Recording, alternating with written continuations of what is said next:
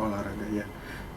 Akhirnya untuk musim MotoGP 2023 udah berakhir ya.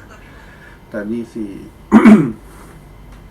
siapa pemenang gelar ya kan, seperti kita tahu bersama ya, Pecco berhasil back to back juara, sekaligus menjadi rider pertama di era MotoGP modern yang berhasil mempertahankan gelar dengan nomor 1.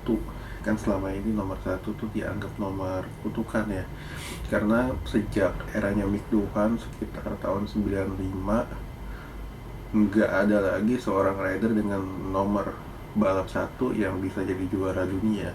Ya mungkin yang paling dekat waktu zamannya Stoner ya di 2008, ketika itu dia finish sebagai runner up.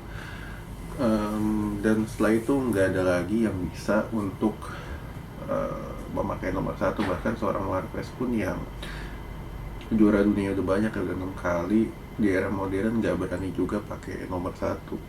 Dan di awal musim ini juga sebetulnya ya para orang pun juga bingung ya, kenapa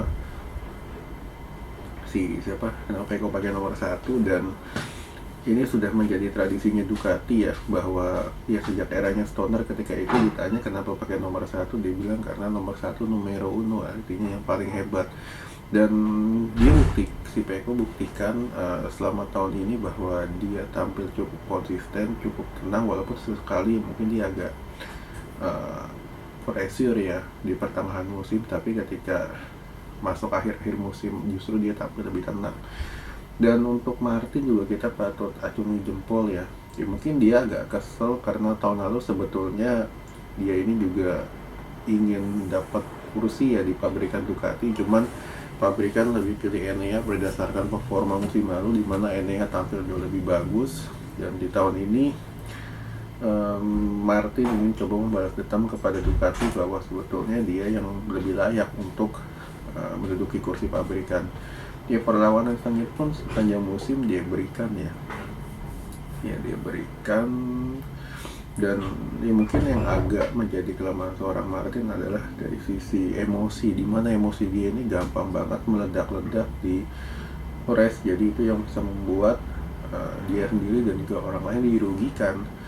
Kayak tadi ya sebetulnya ini race terburuknya Martin ya. Karena apa? Karena dia sejak awal race pun dibanding kemarin di Qatar, di sini dia lebih parah karena sejak awal race dia dulu tampil nggak fokus dan dia sempat hampir nabrak Pecco juga di awal-awal race sebelum dia ikut nyeret Marquez ke gravel. Dan untuk Martin yang harus dibenahi adalah dari sisi emosi, karena dari sisi skill segala dia udah bagus banget. Dan ya harusnya dengan berdasarkan performa yang ada tahun 2025 harusnya dia bisa naik ke tim pabrikan ya. Kalau performa Enea nggak baik juga, karena musim ini kita nggak bisa nilai performa Enea karena dia cedera juga. Hampir lebih dari separuh balapan dia nggak bisa tampil, dan dia bisa tampil pun juga nggak kondisi fit 100% karena dia masih menggunakan painkiller ya. Lalu dari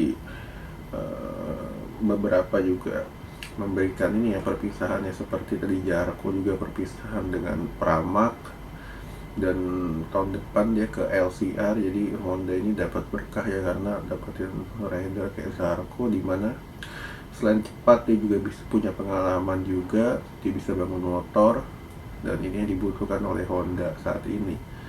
Selain itu juga ya sayang banget tadi Mark jatuh ya, jadi dia nggak bisa memberikan yang bagus lah untuk salam perpisahan bagi Honda.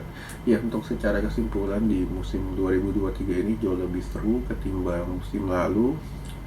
Dan di musim depan juga nanti kan mulai Selasa udah ada tes lagi ya untuk musim-musim baru, di mana